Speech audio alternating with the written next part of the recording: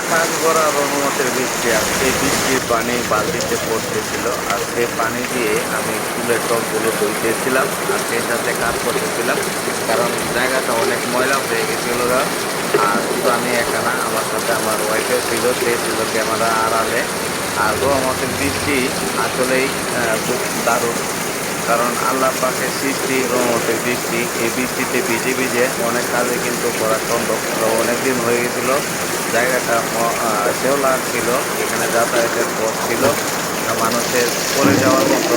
এর জন্য এই জায়গাটা পরিষ্কার করে নিলাম, যেন বৃষ্টির পানিতে সব ময়লাগুলো পরিষ্কার হয়ে যায়। আর সেই সাথে আমার পিছনে ছিল আমার ওয়াইফ, কারণ সেও কাজ করতেছিল, সে ক্যামেরার সামনে আসে নাই।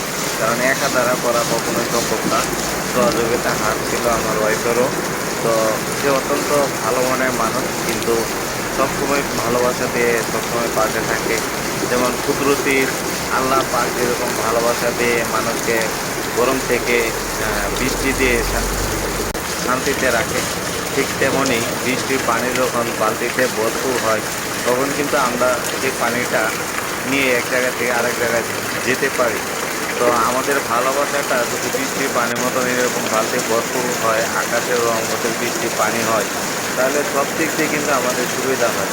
যে ফেসবুকে বা যে কোনো কাজে যদি আমরা একে অপরের পাশে থাকতে পারি এবং কাজ করতে পারি, তাহলে কিন্তু এগিয়ে যাওয়া সম্ভব। বৃষ্টির পানিতে ভিজার কারণে দেখেন আমার মনে হচ্ছে আমার পিঠ থেকে যেন ধোঁয়া বেরোচ্ছে। আসলে বৃষ্টির পানি কিন্তু একটা আল্লাহ কুদরতির একটা কিন্তু আহ, রহমত আছে, যে এই পানিতে ভিজলে অনেক গাম্মান্তি বা অনেক শরীরে রোগ টোগ এগুলো কিন্তু আমাদের শরীর থেকে দূর হয়ে যায়। আর সেই সাথে আমরা বৃষ্টির পানি দ্বারা কিন্তু অনেক উপকার হয়, কারণ নদী নালা খাল বিল যা আছে সব কিন্তু বৃষ্টির পানিতে ভরে যায়। জীবনের সুখ হলো আকাশের বুকে এক একটা বৃষ্টির ফোঁটার পানি। এই আছে তো এই নেই। দুঃখ হলো খাঁচা বন্দি এক পাখি, যাকে ছেড়ে দিলেও মায়ের টানে চলে আসে। নিও না, নিও না, ধরো।